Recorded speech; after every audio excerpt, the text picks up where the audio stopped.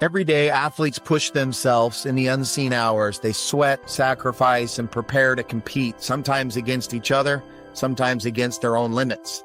But every year, something remarkable happens. For a few weeks, these fierce competitors come together for a different kind of challenge, a challenge bigger than any scoreboard. They compete against hunger. Last year, your efforts did something extraordinary. You kept a small school in the Philippines open significantly longer than it could have stayed open. And without your help, it wouldn't have been possible. You changed lives.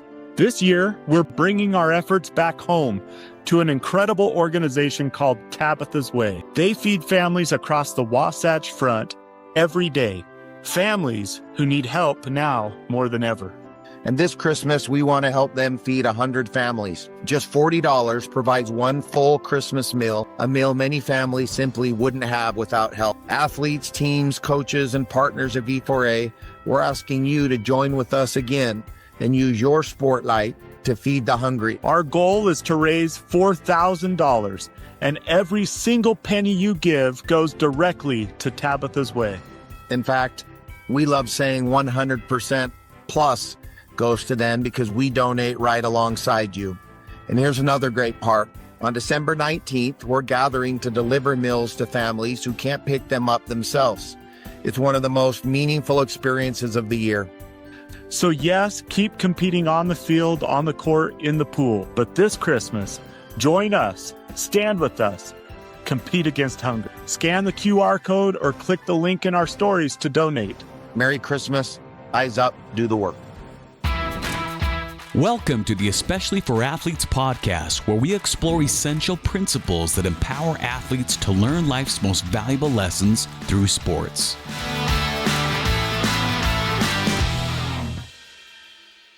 All right. Hello, everybody. Thank you for joining the Especially for Athletes podcast. We've got a special guest today with us, Ashley Matern. Did I say that right, Ashley? Yeah, that was right.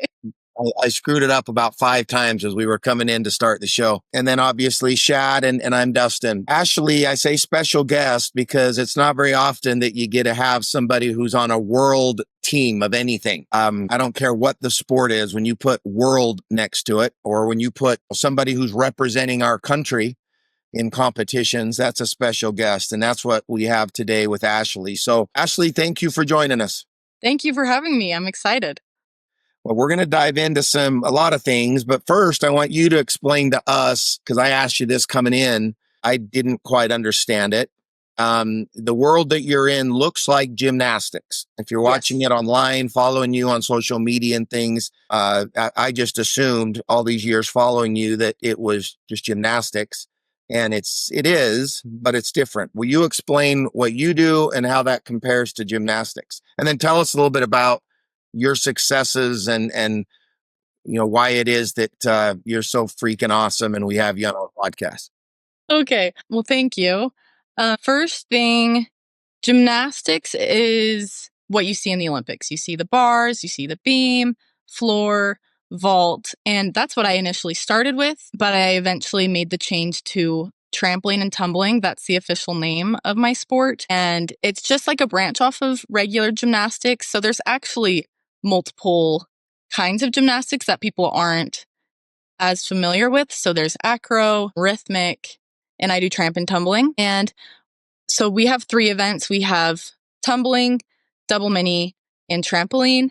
And I specialize on tumbling, which is pretty similar to regular gymnastics, the floor exercise, but I'm not doing all the dancing and leaping. It's just the flips. So that's the difference between artistic gymnastics and trampoline and tumbling. And unfortunately, tramp and tumbling or tumbling is not in the Olympics, but hopefully one day it will be. Okay. And then, like I said, I have a question real quick. Yes. Yeah. The mini one, like trampoline makes sense to me. Tumbling makes sense to me. What was the other one? So it's called double mini, and it's like a trampoline vault. It's a teeny tiny trampoline. It's angled like this, and you run, jump on, do a flip onto the double mini, and then do a flip off and land on the ground. It's crazy. I used to do it, but I quit it. I decided to focus on tumbling because it was scary. Awesome. Okay. Sorry about that. I could picture the other two, but I was sitting there double mini did not mean anything to me. But Yeah. so that's cool. I knew what it was, Ashley. Anybody that really gets it knows what double mini means. Yeah. I know. I had no clue either. So thanks for asking. Yeah, I should have. assumed it was more flipping, and as soon as one flip happens, I check out. Yeah. I'm not kidding you, Ashley. Some of the stuff you've done, I kind of have to look away because I have a little bit of a phobia of being upside down in the air and not knowing where I'm going to land. Yeah. But when you go down that, I don't know what do you call it? It's not like You can call it the track. Yeah, the track. It's like you're going to go off like you would in the vault. Like at the end of it, you're going to hit the trampoline and go off the vault, except you're doing everything that they would do after they hit the vault in the air the whole way down. Yes. Like Yeah. you're coming out of flips into more flips and then cartwheels into other flips. Yeah, it's crazy. It's wild. I don't know how you do it and have any idea where you're at when you land. Like, are you dizzy when you land? No, I will say now that I'm older, if I take a long break, like typically after competitions, we'll take a week or two off just to recover, let our body recover. And when I go back, I'm seeing stars, I'm dizzy. It didn't affect me as a kid, but now that I'm older, it definitely affects me. Really? Yeah. What was that thing that Simone Biles had in the Olympics when she was in the air and had a hard time coming out of it? Did you ever dealt with that, or do they in your sport? So Simone had what we call the twisties, which I personally have never really dealt with the twisties specifically. I think mental blocks are super, super common in gymnastics and tumbling. I had a teammate who was dealing with the twisties, and it is weird. It's just like your body and your brain kind of disconnect, and it's like your body's doing its own thing when your brain's telling it to do something else. And it's just scary because it feels like you have no control over your body. Yeah. But yeah, I've never dealt with it, luckily. Jeez, that's crazy stuff. Well, tell us a little bit about some of your successes, your rise to where you're at. Okay. Well, I went elite. So elite is the highest level you can be. You go from junior elite up to senior elite. I went junior elite when I went elite when I was 13 and competed nationally for a couple of years. And then I went senior elite when I was 17, and I made the 2017 Worlds team, 2018 Worlds team, 2019 Worlds team, and then the 2021 JV Worlds team. And then I didn't make a Worlds team until this year, 2025. And I was back like on the varsity team, I guess. I won nationals this year, which was a huge accomplishment for me. I've only won nationals one time before, and I was a lower level and I was like 13. So it was exciting to have that accomplishment as an adult. Yeah. Geez, nationals. And so what's world team? Like explain to us what that means. Because like I said in the intro, anytime there's world in front of anything, that's a select group, I'm assuming. Yes. So they select 4 girls and 4 boys per country, and we go and compete. I wish I could remember how many countries we competed against this year. A lot. I had like 60 girls in my group, which is quite a bit for tumbling. Yeah. Yeah. So you were 3 other women and you represented the US at Worlds. Yes. Okay. And that's what you just came back from in Spain? Yes. Just a couple weeks ago. Yes. How did the team do and how did you do?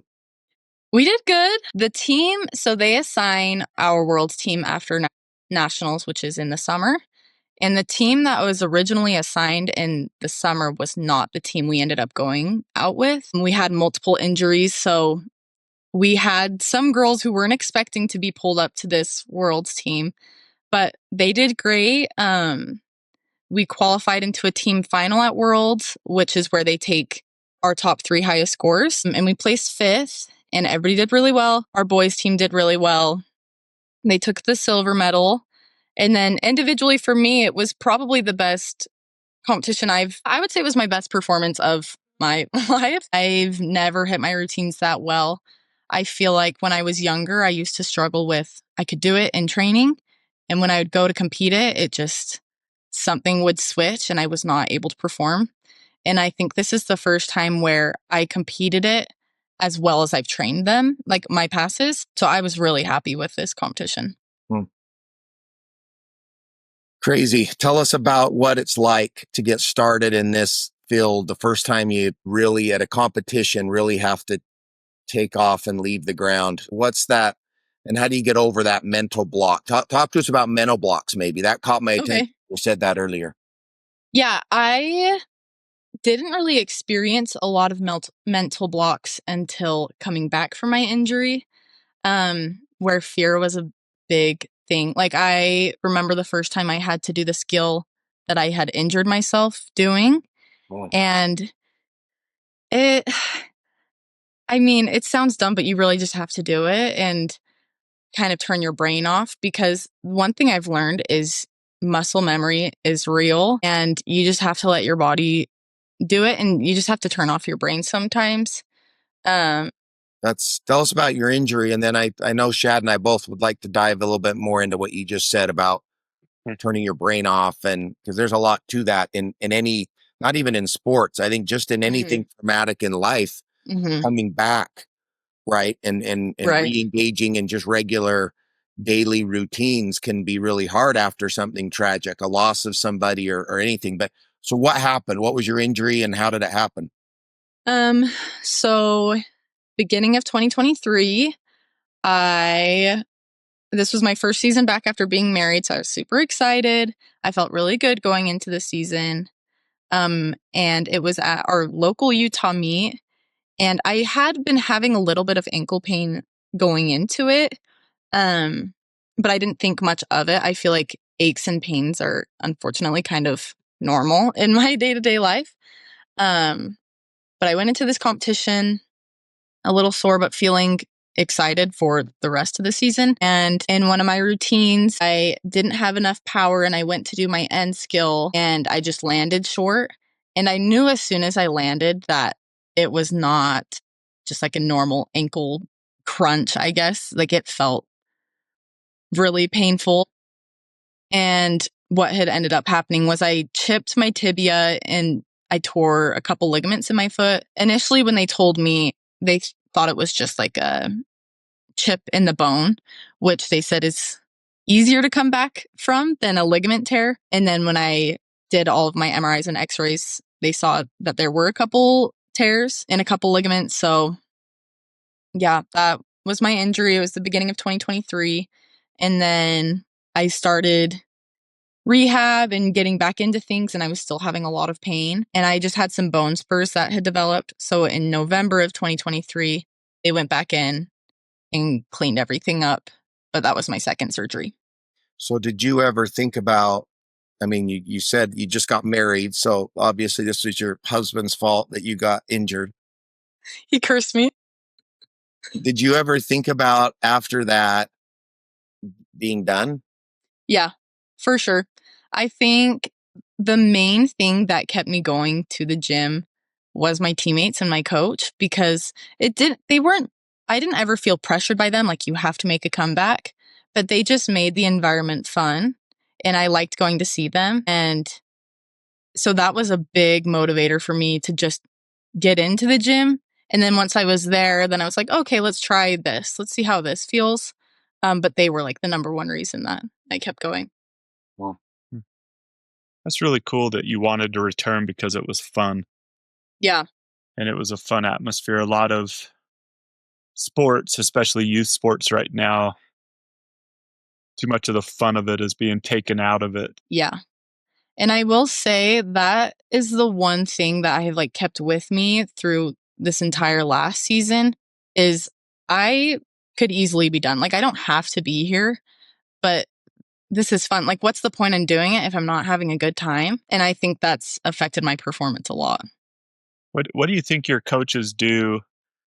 Describe the fun atmosphere of the tumbling team, because think I think all coaches are good-hearted. Yeah. Even youth coaches that some think are crazy, they have really good desires they want their kids to be having fun. I'm just curious what they do to make it fun. So it is funny. So a lot of my elite career, I was actually at a different gym, and I loved those coaches. They were amazing. Their environment and coaching style was very different. It was very like everything was super planned out, and I had like an assignment written down for me every day. And I'm very type A. And so I thought that was ideal for me, was to have like a very type A coach and have everything super structured. And then when I moved to the gym that I'm at now, she's actually our national team coach. So that was part of the reason I moved to her. She's very laid back. And it took me a minute to adjust because I wasn't having these assignments every day. And like, but in a way, it kind of removed the pressure. It's like, okay, let's see how we're feeling. Let's see what your body can handle today. And then like other random things on every once in a while, we'll do like a fun warm up where we'll play volleyball or we'll play kickball. And that's like has nothing to do with our sport. And to be honest, all of our hand-eye coordination is horrible. So it's just fun. Like it's not competitive. It's not crazy. It's just fun. Yeah. I want to discover what it is about dancing and cheer that Mhm. makes hand-eye coordination go away, because I have daughters that have danced and everything. And I'm like, man, what is that? Yeah. So My good. husband says that all the time. He's like, you're the most athletic person I know, but you have zero hand-eye coordination. Yeah. That's Yeah. that's a thing. I'm gonna stay away from commenting on that in case my daughters listen to this, because they're both, Listening in. yeah. One is still dancing at Utah State, so I'm not gonna stay out of that. But between us three, the hand-eye coordination could use some work. If there's a ball involved, it gets a little dangerous at our house with those three, my daughters. That's hilarious. Go back to the first time you said you did the, I don't know what you would call it, the routine or the move or whatever that you would Mhm. put yourself on. It was Mhm. coming out of it was when you were landing, right? Like Mhm. so first time you had to do that again, knowing, I mean, how did you just turn your brain off? You say that like that's easy to do, but that's not, Yeah. because we tell athletes all the time, forget about it, just play Yeah. the game, that's easier said than done. Right. Luckily for me, I was able to go. They have gyms where there's like a foam pit, so it's not a hard landing. So the first couple times I did that, but still, even with that beforehand, putting it back on the floor was terrifying. One thing I learned from a sports psychologist is like to get in touch with your senses. And so being able to like, okay, I feel the carpet underneath my feet. I can see Coach Becky over here doing this, and trying to take my thoughts away from, oh my gosh, the last time I did this, I hurt my foot, just focusing on other things and then just letting my body do it. That's interesting, because golly, that reminded me of a podcast we did last year, and I've used it since 100 times in coaching and also just in my own life. We had a professional golfer on named Daniel Summerhays, and I mean, this is a big time golfer, and he's competed in the biggest tournaments in the world. And I asked him a question about when you miss a putt that could cost you the tournament, a 3-foot putt, something you've made thousands and thousands of times. In 2 more minutes, you got to hit another golf ball. You got to walk over to the next hole and move on. And how do you forget about it? And he said, Mhm. very similar to what you just said, which is interesting. He said, I don't forget about it necessarily. I let it play out. But then he talked about what he does is he focused on a river. The analogy he gave was thinking about a river and all the things in the river that he could see that were beautiful in the rivers, the water, the sun hitting the water a certain way. Is there a leaf floating down the river? And he takes a second to he doesn't focus on the piece of trash that's in the river. That was the shot he just missed. He acknowledges it, but he lets it go down the river. And then he lets himself think about other things in the environment. Like you just said, it might be the leaves on the tree or a blade of grass or a bird flying away, and lets his body kind of come back to, okay, next shot. right? Like that's kind of what you're saying, right? Like Right. being aware of what's around you and not focusing so much on landing, Mm-hmm. letting your muscle memory now just take, Yeah. right? Is that what you Yep. mean by turning your brain off and just letting your muscle memory take Yeah. charge? Yeah. Because I've done that skill a million times. I've done it so many times that my body knows what it's doing. And even still, like it's been, I think I did it around this time last year. It's been a year and I still, every time I do that skill, I take a second where I get a little nervous. It's the only skill that I ever get nervous for. But same thing, I have to go back and focus on not the potential outcome, but like my surroundings, just getting my brain away from what you could possibly get hurt on this. Yeah. And so how do you the things you think about, it was really interesting as Dustin said that. I remember that being such an interesting thing to get into the mind of an elite athlete. Like, how do you turn your mind toward things? What do you turn your mind toward? Do you have a mental routine to clear your mind, or things you think through, like you're standing there, you're just about to do a run, and what goes on in Ashley's mind that leads to such elite outcomes? And one of the things you said, you don't focus on the outcome. So Mm-hmm. what is in your mind? I feel like specifically right before I compete, as I'm chalking up, standing up on the floor, I'm not focused on the skills necessarily, but the corrections I typically get from my coach. So it's like, okay, turn around your round off fast, get your arms back, and not necessarily, okay, I have to do this skill to another big skill at the end. It's just breaking it down to things I've been doing since I'm a kid or since I was a kid. Yeah. So those individual little corrections, like Mm-hmm. I remember, what was the golfer's name? The BYU golfer, Zach Jones. Zach Is that Jones. Yeah. he has this little thing when he's over a ball that I forget. One of the things he said that I say now because it helps me when I golf is like something like bump your hip or something like that. Uh-huh. He has these little cues that coaches have given him that he stands over the ball and he says two or three things to him, to himself, and that he just kind of goes through. And so something similar with you, those Yeah. little corrections. And Yeah. The last thing he says to himself, which the very last thing he says to himself is, I'm the greatest golfer in the world. And then he I love just takes that. the club back. And just to have that, well, not that self-confidence, not Yeah. cocky, but that self-confidence of, right. I mean, that's like you are, Ashley, like you were a national champion. Like you should have that thought, right? I'm the best Right. here. And then Yeah. just go do your thing. And it's beautiful to watch. Like it really is. I challenge anybody, who haven't seen this to go look at what you do. My guess is there's not a lot of people in the world, even, at the highest level of gymnastics and the Olympics and things, they do the other routines, but what you do Right. specifically has an extra level of difficulty just because of how much you're in the air compared to on the ground. Yeah. It's Yeah. And since it is like a continuing routine, it's like flip after flip after flip. The smallest error can be detrimental to your whole routine. Whereas, like in gymnastics, if they fall on one of them, they can stand up, dance, and then do another yeah, pass. But it's like, I'm done. Like, I have a yeah, tiny error and I'm done, and that's it. yeah. Because the momentum you have to continue through it. You one time you can't. Yeah, that makes sense. Yeah. and the runway, how wide is that?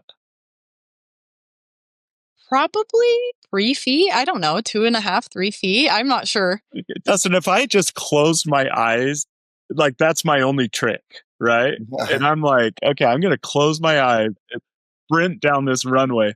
I honestly do not think I could do it without Yeah, going off one side or the other. yeah, And you all are sitting there just flip after flip, and Yeah. to us it looks like you would be disoriented. But do Mhm. you look at things like when you're in the air? Are you looking at the ground? The like, I'm Yes curious what and goes no. on. Yeah, I close my eyes when I'm doing like a double, but in my single skills, I open my eyes. But yeah, it is kind of hard to spot because you're moving so fast. But yeah, I spot the ground on my single skills, and then it's more of my muscle memory when my eyes are closed with my doubles. And why do you close your eyes? I don't know. It's actually, I'm not supposed to. Like, when my coach found out when I was younger, he was like, you close your eyes. But I think that's just how I started doing it. I didn't think about it. Like, you don't think about breathing or if your eyes are open or closed. Like, it's just kind of what it is. Yeah. Walk us through what your day looked like when you were, I mean, you said 13. I mean, at 13, you knew you were really, really good. You weren't just doing tumbling just, for exercise. Like, you'd obviously Right. competed, and it was something that you and your parents, and I know your family, your mom, I don't know your dad as well. I know your mom and her family really well. Mm-hmm. Obviously, Ashley and I are relatives. Her mom is, I guess, a second cousin of mine. And I know your uncles are all really good athletes. And what was your, like, 13, 14, you're really, really good. Tell us what your day looked like and sacrifices you had to make. Talk to that 14-year-old in any sport that thinks they're working hard, but talk to them about what real dedication is like. On like a typical training day, I would have school from 8 to 3-ish. I'd come home, I'd have a snack, and then my mom would take me to training, and our trainings were typically 2.5 hours. And then I'd come home, eat dinner, get to bed at a good time because I had to wake up early for school. And then on the weekends, we'd always have a Saturday morning training. So luckily, we'd go to school and I'd go to training right after school. So I was done around 6. But I would hang out with my friends sometimes, but because I had to be up so early, I had 8 a.m. trainings and my practice is like 30 minutes away. But because I had early morning trainings, I made sure to get home at a good time, get to bed at a good time. I also, not when I was 13, but when I was older, we always do conditioning at practice. But as I got older, I wanted to do more on my own. So my parents had like a little exercise room and I'd write little workouts for myself and work out a couple times a week on top of training. And Was it year round? yeah, well, yes. It's tricky because our season begins in January, and then my last competition was a week ago at the beginning of November. So have about 6 weeks off, but I don't take that time off. I still train, but yeah, it's like year round. So you're training most weeks, you're training 6 days a week. For tumbling, now I'm only doing about 4 or 5 times a week and less time, but when you were younger, were you doing more than you're doing now? I would say my actual trainings were a little bit longer. They were 2.5 or 3 hours, and I was there 4 times a week. So it's about the same, honestly. Yeah. Okay. And you had to make weekends. Tell me about the sleep thing. I mean, you mentioned twice. Yeah. Your focus on making sure you got to bed on time.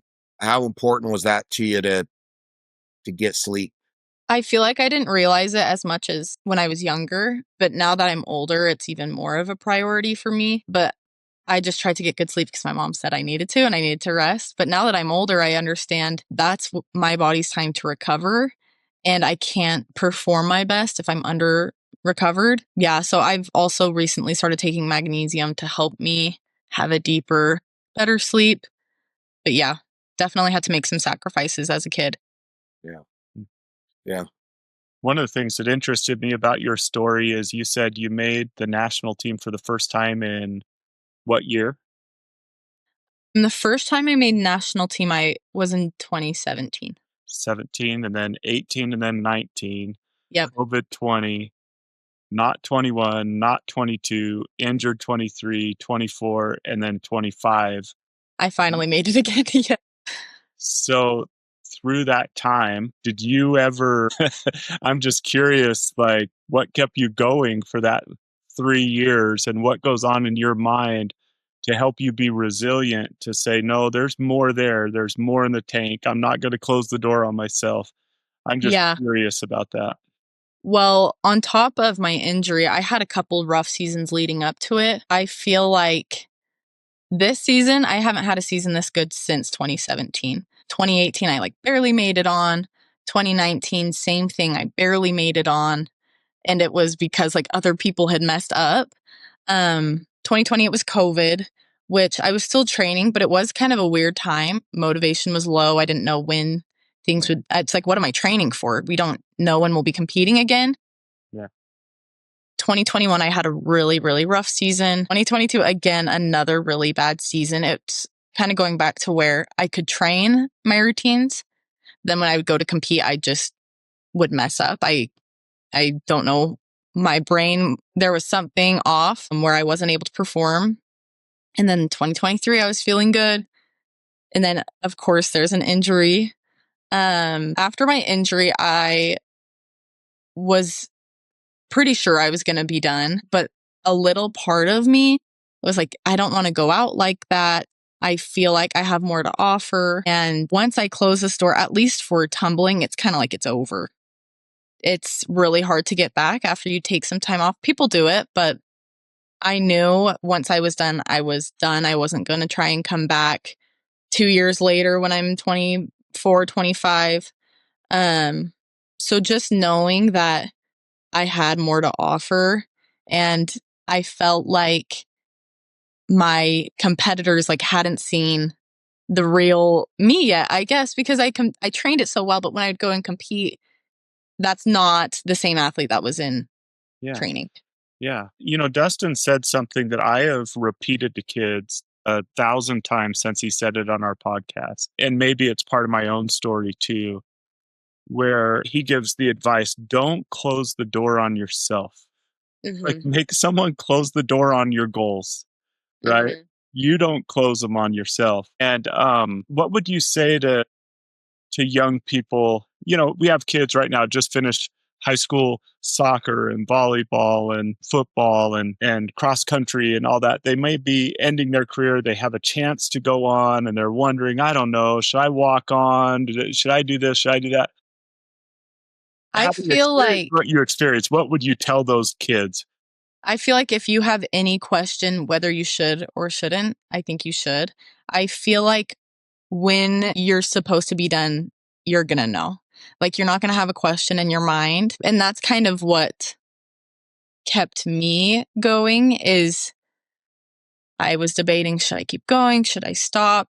And I told myself the fact you're asking that question shows that you should keep going. You're going to know. Yeah. That's the phrase, Shad, that you hear me say a lot about emptying the tank, right? Yeah. If you still have gas in the tank in that particular machine, you can't really, some people say you'll take that passion, you'll put it towards business or you'll put it towards something else. I remember hearing that all the time. Personally, it didn't translate for me. It was a different engine, right? Like that had a different set. It required different gasoline. The competitive sport motor had a certain type of gasoline that if I didn't use it all, it was just going to sit there and fester and annoy me that it was there and I couldn't, and you really can't use it again. Yeah. Burn it. And then once it's done and you'll know I can't go anymore, right? That might be injury. That might be you get cut, or you reach your goals, you accomplish what you wanted to, and you just, you know what? I'm good. I feel like I'm done. I'm out of gas now. And then I can, is that how you feel? And I guess my follow-up to that, Ashley, is where are you at? How much gas do you have in the tank? Yeah. One more thing I had thought of was I also didn't want to make a decision based off of my emotions. Yeah. Post-injury, of course, I was super upset, super bitter that I had just had so many rough seasons. And as soon as I started feeling good, I had an injury. So I kind of had to remove myself from the situation for a little bit and think more long-term and not act on my short-term emotional state. So that's another thing that I would have told my younger self is not to make a decision based off of my emotions. As for the future, I had considered being done after this year. But it was a great season. I'm feeling good.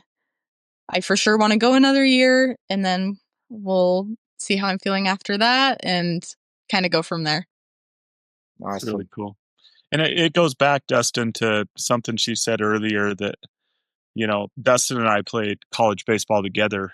And so, I was this Southern California boy that went up to Idaho to play baseball. Yeah. Never even considered weather being part of baseball because I don't know that I ever wore sleeves in a baseball game unless it was to look cool. But the weather, the just some dynamics that existed in that particular program and things, even though like best friends are there and I love them, still my best friends today. If you still have gas in your tank, I love what you're saying. Like if the place is not, if you're not enjoying it, just switch, just Mm-hmm. get, don't assume that every experience is going to be like the current experience. And I was working through an injury. It was freezing cold. There was these other things going on. And I was just like, oh man, I don't know if I want that again. And then all of Yeah. a sudden, 6 months later, I'm feeling healthy. I'm stronger than I've ever been. I'm running faster than ever. But like you said, you kind of close that door. You don't keep pushing. And it's Yeah. really hard to reopen that door. Right. Yeah. And so I just think that's such important advice that your experience teaches is if there's gas in that tank, burn it. Don't close the door on yourself. Get every opportunity you can out of, because the time when you could actually play sports at a high level, it is such a little window of your life. Just, man, I hope kids listen to this will do what you did and just make the most out of it and burn every ounce of gas that's in their tank. And I think also coming back from my injury has made me more appreciative because when I was in high school, I was traveling to all these places. So cool, like such cool experiences. But in the moment, I wouldn't say I wasn't grateful for the opportunities, but in my head, there was always something more. It was like, okay, this is cool, but I want to do this. Whereas this year, this was the first year where I was like, this is so fun. I can't believe I get to travel the world with my best friends and we're competing. And this is fun. I'm so grateful that I get to do this. And I think that's also part of the reason I kept going is I wanted to live these experiences again and be more in the moment and be more grateful that I was even there. Yeah. Leo, I have a couple more questions and we'll let you go, Ashley, but I want to transition to, I just thought of this as you were saying what you just said, a little more of a serious kind of topic here, angle. But when you compete at these world events, you meet girls and boys, competitors from all over the world, right? Do you develop relationships with them? I mean, do you see them regular? Do you have enough time to get to know them at all? A little bit. Feel like this is it's been so long since I've been on the world stage. This is my first time making relationships with these people again, just because the people I competed against 5-6 years ago, some of them are done, some of them aren't competing anymore. But yeah, since you see them every year and we have a couple World Cups throughout the year, you definitely become friends throughout the year. Well, you just kind of answered my next question as you become friends. Mm-hmm. One of the things that we sometimes go down, and I think it's appropriate with just kind of what's going on in the world right now, is that these people that you meet from these other countries, I'm confident, have a completely different upbringing than you had. Completely different 100%. religious beliefs, obviously the ethnicity, the culture, everything about it, their schooling, everything was different, other than you guys have one thing in common, and that is this sport. Mm-hmm. And when you get together, because of that one thing in common, you don't focus on all the other things you don't have in common. Mm-hmm. You are friends because of the sport, right? It brings you together. And you don't, my guess is, I don't want to put words in your mouth, but you probably have never thought about all those other things, what religion or what, color of skin they are, language they speak. They're your friend, and because you focus on what you have in common, right? Instead of all the things you don't have in common. And For sure. right. So again, I'm throwing a pretty deep question at you, but do you see a parallel there, a comparison to what the world could be like if we would approach the world more like we did sports and competition and team, and like, can we compete with each other and still get along and be friends? Is that possible? Yeah. And that's what's funny is I feel like on the floor when we're warming up in the back. Everybody's super friendly. We're all getting along. And we go out to compete. It's not that we're not getting along. Everybody's just a little more focused. We do our thing. And then no matter what happens, if somebody from France beats me, somebody from Japan, whatever it is, it's at the end, we all get a photo together, congratulate each other, and it's fun. Yeah, we're friends. I think we all genuinely want to see each other do well. And like genuinely, I feel like people say that, but that's something that I feel like is unique about our sport is that everybody wants everybody to do well. And I would say even within, you said outside of the US, people who have grown up differently from me, I would say I see that even within our country. Yeah.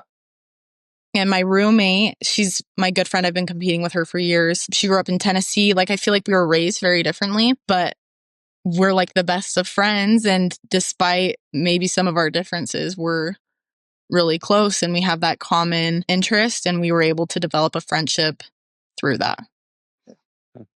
Isn't that awesome, Shad? That we talk about it a lot, but how, man, if we could get people to stop focusing on all the things that they don't have in common and rather focus on the things they enjoy and that they do have in common, a lot of the hatred in the world would go away because we'd see people as more like us and that, you know what, this person's really cool. We enjoy the same thing. And I genuinely want to see her be successful because you know what she's gone through to be doing what she's doing at Worlds or at Nationals. 100%. Yeah. You know what her body's gone through and her emotions. Yeah. And so, yeah, you see them as people, not just as something in the way of the trophy. Yeah. Right. Yeah. And that was also the fun thing about rooming with this girl from Tennessee. Her name's Tia. We would go through our trainings and then we'd go back to our room and talk about kind of what it took to get there. Like, she would tell me about, oh, I've been having this Achilles pain, and we would just bond over that. And then it makes you even more excited for them when they do well. She did so great at our competition, and it made me even more excited for her because I know what she had to go through to get to this point. Yeah. Yeah. Yeah, I love what sports does, Dustin. I feel like, and we've said this many times, but if the world could function a little bit more like athletes function, where they focus on those things they have in common. And I love what you said, Ashley, that there's that time, behind when you're warming up and going through your routines. And then there's the time you're on the floor and it's focused and it's competitive. And then there's the time where I bet there's been times where you've comforted another girl or she's comforted you, even though you're competitors, you know what you put into it, the disappointment. And so there's a time to be focused on you and your routine. And then it sounds to me like there's other times where your eyes are up. Our saying is eyes up, do the work, and your eyes are up and you see someone who's maybe a little disappointed or injured or having a hard time. And you're saying, I need to do what's right here. And you care about them. It's not that I need to do what's right, even if I don't want to. Yeah. You care about them and you go and you talk to them, you comfort them, you encourage them. And I love that about sports. It's awesome. Have you had any experience with that comforting aspect, either people coming to you and helping you or you helping others? Yeah, actually in Spain. So we have at World Championships every year, they have a team final. I had mentioned that earlier. So I'm competing against all of these other girls in the US, the other 3 girls that are there. But also they take our scores to qualify us into the team final. So it's weird. You're competing on your own. You're competing against them. But then in a completely different round, you're competing together. Okay. And when we were competing in the first individual round, one of our teammates, she messed up one of her routines. And she was super down. And Tia and I had to build her back up. Like, okay, you got this. You've got one more. Like, we needed her to do another good routine. But at the same time, we've seen her all this whole season get to this point. It's like, okay, at the end of the day, it's one routine. It's it's okay if you mess up. But we need you to get back on for this next one. You can do it. And just building her up. She came back, hit it. We qualified. It was great. And it sounds like we only picked her up so we could get that score, but that's not what it was. We've seen her all season get to this point. It's like, don't let this one routine break your confidence. You know what you're capable of. You deserve to be here. Now show the world what you've got. And that's what she did. And it was great. That's cool. Well, and in the team setting too, the better that they do and the harder that they work, the more that's going to push you.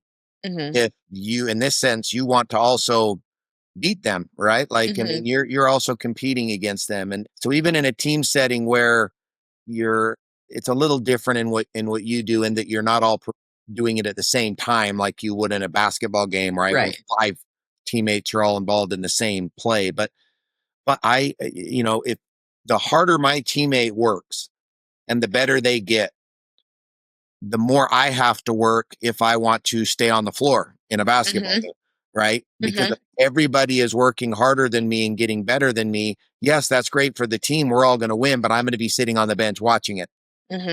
You're right. If you want to be actually in the arena, on the field playing, you also have to beat out your teammate. So it's not a catch-22, but it is sort of a right? Like, I want you to do well because I got to then do better. We had a professional football player on here, really good. He was an all-pro multiple times. And he said that he used to give tips and advice to other players at his position who could take his job. Yeah. They could be from other teams even. They could be traded for him.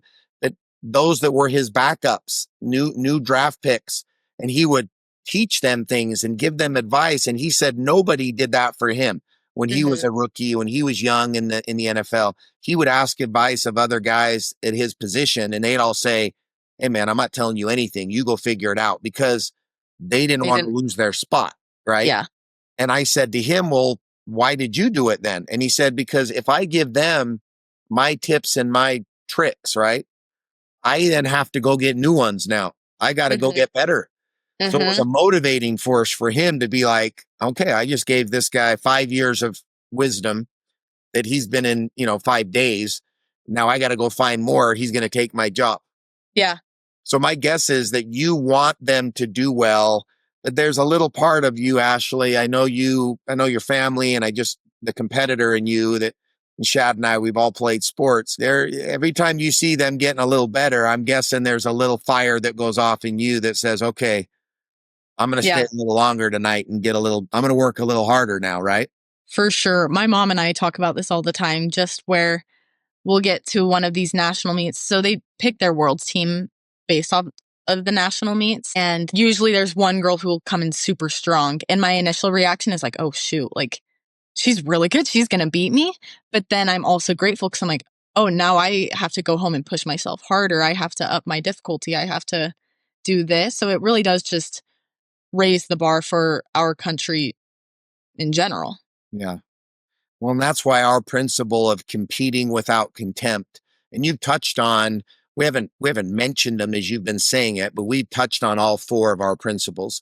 Seeking to bless, not impress, is you going and talking to your teammate and wanting you and Tia and wanting her to do well. Yeah. Not because you were going to get, yes, you guys were going to advance, but you wanted to genuinely see her do well and have that moment. Yeah.